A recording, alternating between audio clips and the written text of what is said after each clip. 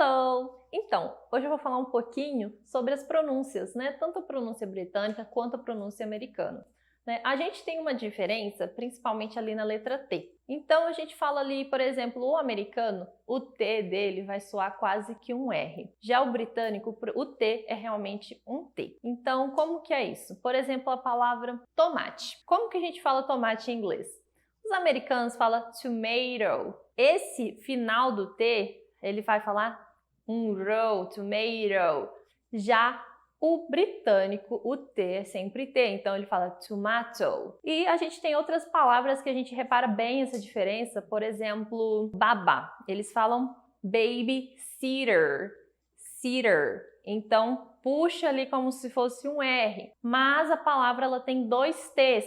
E daí o britânico vai falar sitter. Então é como se fosse um D, é mais um D bem leve. Então esse T não tem um som de R originalmente falando, né, do inglês. Porém, a gente não vai falar que tá errado ou que tá certo, qual que tá certo e qual que tá errado. Por quê? O importante é que você seja compreendido. Então, por mais que tenha essas diferentes pronúncias, a coisa mais importante é que você consiga entender o outro. Então, às vezes a gente fica assim, ai, qual que é a diferença do 3 de árvore e o 3 de 3. Gente, a diferença é o contexto, a diferença é você saber analisar o contexto.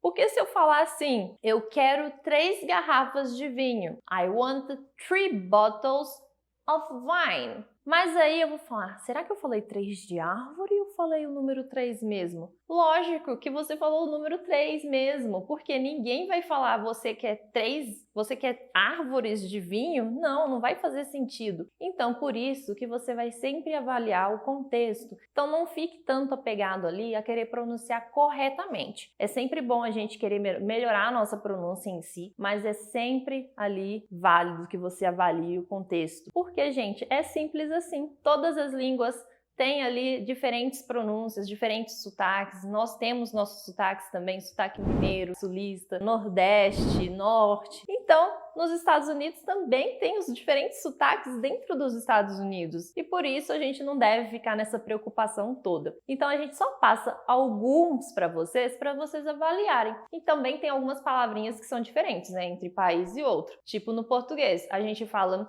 geladinho, uns falam chup-chup, outro fala sacolé. Já também temos essas diferenças entre outros países, né? Tanto na Inglaterra quanto nos Estados Unidos. Por exemplo, calça. No inglês americano a gente vai falar pants. Já no britânico a gente fala trousers. A gente pode falar sweater ou então jumper.